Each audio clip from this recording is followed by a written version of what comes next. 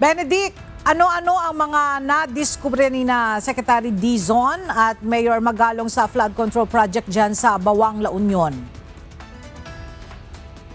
Magandang tanghali, Ella. Maninipis at wala sa wastong pagkakalatag ng bakal. Ito yung mga tumambada dito sa isinagawang inspeksyon ni na Public Works and Highway Secretary Vince Dizon at Special Advisor ng Independent Commission on Infrastructure na si Baguio City Mayor Benji Magalong dito nga sa flood control project na ito sa bayan ng Bawang, La Union.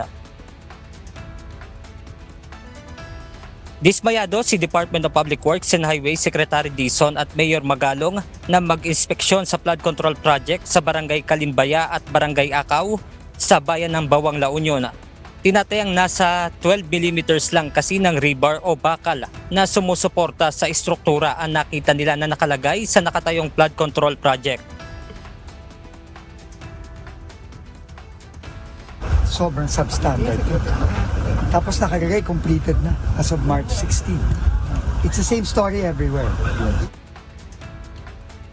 Isa pa sa ikidadismaya ng kalihim ay ang nadiskubre na tila props na whip hole o yung nakalagay na tubo na makatutulong naman upang maiwasan ang stress sa istruktura.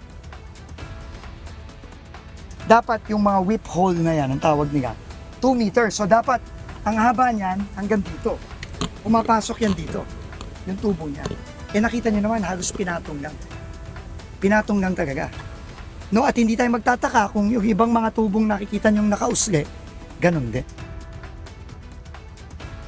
Ayon naman kay Independent Commission on Infrastructure at Special Advisor at Baguio City Mayor Benjamin Magalong, sa ngayon ay kinakalap na nila ang mga ebidensya na din nilang gagamitin sa investigasyon ng ICI. So part of that is i-analyze yung mga kakuha tayo ng mga sample itong mga bakal na ginamit na nakita natin na based dun sa opinion ng ating mga structural engineers kasi pinadala ko to picture at nagbigay rin tayo ng reference, mukhang napakanipis. Dapat mga 16, it appears na mga 12 or 10 lang ito. Ella, ayon pa nga kay Mayor Magalong ay magsasagawa naman sila ng curing test dito nga sa semento na ginamit sa proyekto na gagamitin din sa gagawing investigasyon ng Independent Commission.